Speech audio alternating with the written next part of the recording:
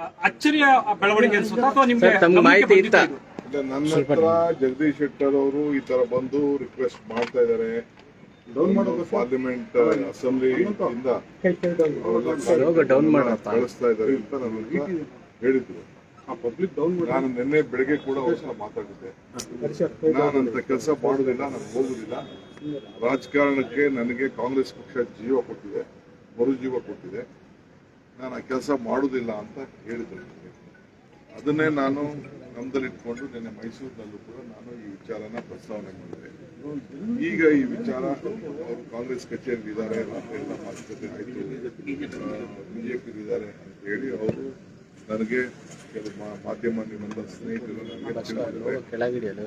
So ನಾವು ಕಾಂಗ್ರೆಸ್ ಪಕ್ಷ ಒಬ್ಬ ಸೀನಿಯರ್ ಲೀಡರ್ ಅಂತ ಹೇಳಿ ಗೌರವದಿಂದ ಅವರೇ ಹೇಳಿದ್ರು ನನಗೆ ಆ ಪಕ್ಷ ಒಳ್ಳೇದಲ್ಲ. ಮೊನ್ನೆ ಕೂಡ ಅನೇಕ ಸ್ಟೇಟ್ಮೆಂಟ್ಗಳನ್ನು ಅವರು ಕೂಡ ಕೊಟ್ಟಿದ್ದಾರೆ. ಬೇರೆ ಬೇರೆ ಸ್ಟೇಟು ಈ ರಾಮ ಮಂದಿರ ವಿಚಾರದಲ್ಲಿ ಬೇರೆ ಬೇರೆ ವಿಚಾರದಲ್ಲಿ ಯಾವ ರೀತಿ ಬಿಜೆಪಿ ದುರುಪಯೋಗ ಮಾಡ್ತಾ ಇದ್ದಾರೆ ಅಂತೆಲ್ಲ ತಿಳಿದಿದ್ದಾರೆ. ಸೊ ಅವರು ಅಷ್ಟು ಸೀನಿಯರ್ ಲೀಡರ್ ಬಗ್ಗೆ ನಾವು ಕಾಂಗ್ರೆಸ್ ಪಕ್ಷ ವಿಶ್ವಾಸವನ್ನು ವ್ಯಕ್ತಪಡಿಸ್ತೇವೆ. ಈಗ ವಿಶ್ವಾಸಕ್ಕೆ ಧಕ್ಕೆ ಆಗ್ತಾ ಇದೆ ಅಂತೇಳಿ ನೀವೇ ತೋರಿಸ್ತಾ ಇದ್ದೀರಿ. ಸೊ ಈಗ ಸ್ಪೀಕರ್ ಅವರಿಗೆ ಕೌನ್ಸಿಲ್ ಚೇರ್ಮನ್ ಬಗ್ಗೆ ಫೋನ್ ಮಾಡಿ ನಾನು ಫ್ಯಾಕ್ಸಲ್ಲಿ ಮೇಲಲ್ಲಿ ಕಳಿಸ್ಕೊಡ್ತೀನಿ ಅಂತ ಹೇಳಿದ್ರು ಅಂತ ನನಗೆ ನಮ್ಮ ಯಾರ ಆಫೀಸಿಂದ ನನಗೆ ಮಾಹಿತಿಯನ್ನು ಕೊಟ್ಟಿದ್ದಾರೆ. ಅವ್ರದ್ದೇನು ತೀರ್ಮಾನ ಇದೆಯೋ, ಒತ್ತಡ ಇದೆಯೋ, ಯಾವ್ದಾದ್ರು ಒತ್ತಡದ ಮೇಲೆ ಅದಕ್ಕೆ ಕರ್ಕೊಂಡು ಹೋಗಿದ್ದಾರೋ, ಅವ್ರು ಬಲವಂತವಾದಿದ್ದಾರೋ, ಅವ್ರು ಏನು ಹೇಳಿಕೆ ಕೊಡ್ತಾರೋ ಹೇಳಿಕೆ ಕೊಡ್ಲಿ, ಆಮೇಲೆ ಅದ್ರ ಬಗ್ಗೆ ನಾವು ದೇಶದ ಹಿತದೃಷ್ಟಿಯಿಂದ ನಾನು ಬಿಜೆಪಿ ಮತ್ತೆ ವಾಪಸ್ ಬಂದಿದ್ದೀನಿ. ಅವ್ರಿಗೆ ಸೀಟು ತಪ್ಪಿಸುವಾಗ ದೇಶದ ಹಿತ ಗೊತ್ತಿರಲಿಲ್ಲ. ಸೀಟು ತಪ್ಪಿಸುವಾಗ ಕಾಂಗ್ರೆಸ್ ಪಾರ್ಟಿ 5 ವರ್ಷದ MLC-ನ ಗೌರವದಿಂದ ಅವ್ರಿಗೆ ನಾಮಿನೇಷನ್ ಮಾಡಿದಾಗ ಕಾಂಗ್ರೆಸ್ ಹಿತ ದೇಶದ ಹಿತ ಗೊತ್ತಿರಲಿಲ್ಲ. ಅವ್ರು ಏನ್ ರಿಯಾಕ್ಟ್ ಮಾಡ್ತಾರೆ ನೋಡ್ಬಿಟ್ಟು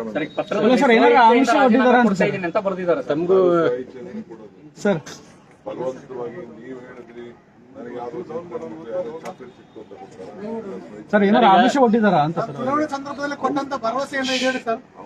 ಅವ್ರು ಹೇಳ್ಬೇಕಲ್ಲ, ಅವರು ಹೇಳ್ಬೇಕು ಅವ್ರಿಗೆ ಏನು ಆಮಿಷ ಕೊಟ್ಟಿದಾರ, ಏನ್ ಕೊಟ್ಟಿದ್ದಾರೆ ಅಂತ ಹೇಳ್ಬೇಕು. ನಾವೇನು ಅವ್ರಿಗೆ ಬಹಳ ಗೌರವದಿಂದ ಕಾಂಗ್ರೆಸ್ ಪಕ್ಷ ಅವ್ರನ್ನ ನಡೆಸ್ಕೊಂಡಿದೆ, ಇಷ್ಟು ಮಾತ್ರ ನಾನು ಹೇಳ್ತೀನಿ.